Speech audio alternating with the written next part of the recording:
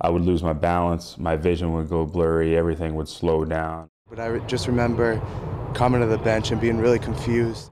One of the goalies, I was getting a drink of water, he saw blood coming down the back of my head.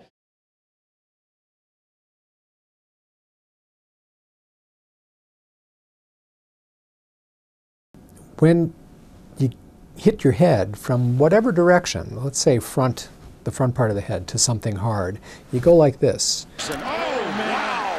And Getzlaff in That pounding makes there be this kind of quick shearing of the brain tissue. Party cut across, and they're going to go. And Ben Eager flaming away. Party. Fusion, and there's more.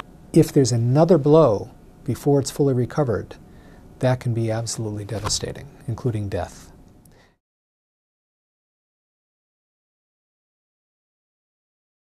What we're finding out is athletes who have been exposed to trauma for many years, primarily through looking at NFL players and former WWE wrestlers and boxers, we're understanding that this trauma leads to a very debilitating, progressive, degenerative brain disease. Chronic traumatic encephalopathy is a degenerative brain disease that is caused by repetitive trauma to the head. Well, Alzheimer's disease accounts for around 80% of cases of dementia.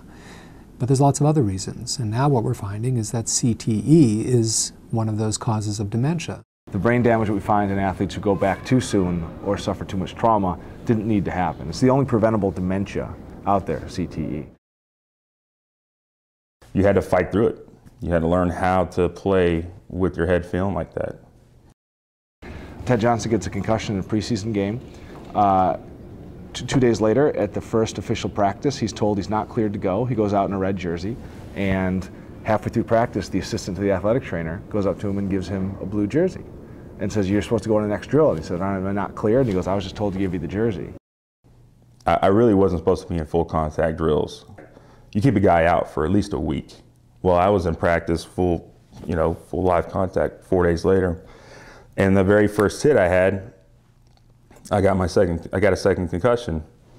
And that was never the same after that point.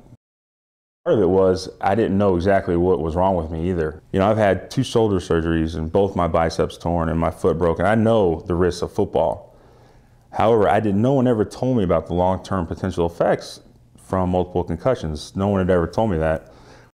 I had a doctor tell me, we've reached new, with me, he's like, well, Ted, you're at the point where we've reached new research territory where we don't really know exactly what to do. Well, that's not the most reassuring thing for, a patient. But if you're in the medical field, it's an exciting time because they're trying to find answers.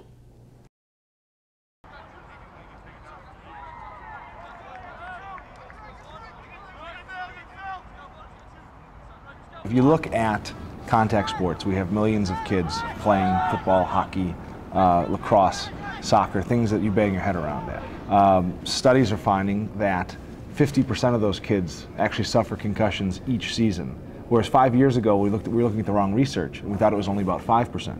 And so we're talking about missing 90% of concussions that are happening, and we're talking about every kid being exposed to concussions over an athletic career. It sounds really weird. I started seeing dreams I'd had nights before, and just nothing was making sense to me, and just my teammates were telling me that what I was saying didn't make sense.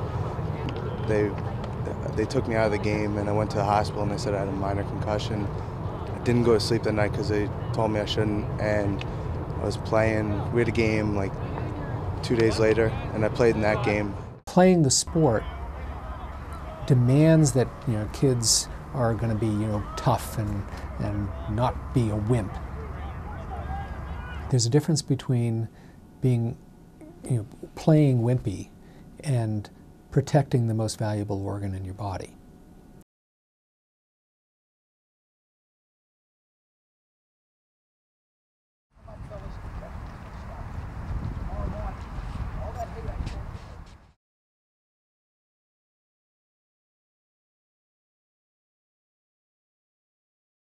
There was a wonderful young man who had been playing high school sports, including football, and had suffered a few concussions and then died.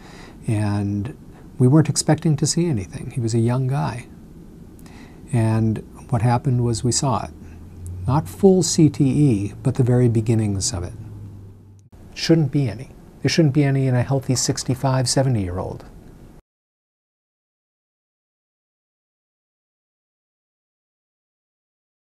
Does what our research show tell parents, no, your kid should never play? No, because there's no way it's going to be every single kid who plays is going to develop this long-term disease.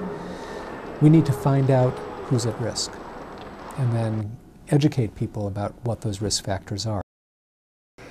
You know, it's just tough. It's just tough. It's just when you're playing for your livelihood, human nature kicks in, and it's hard to beat that.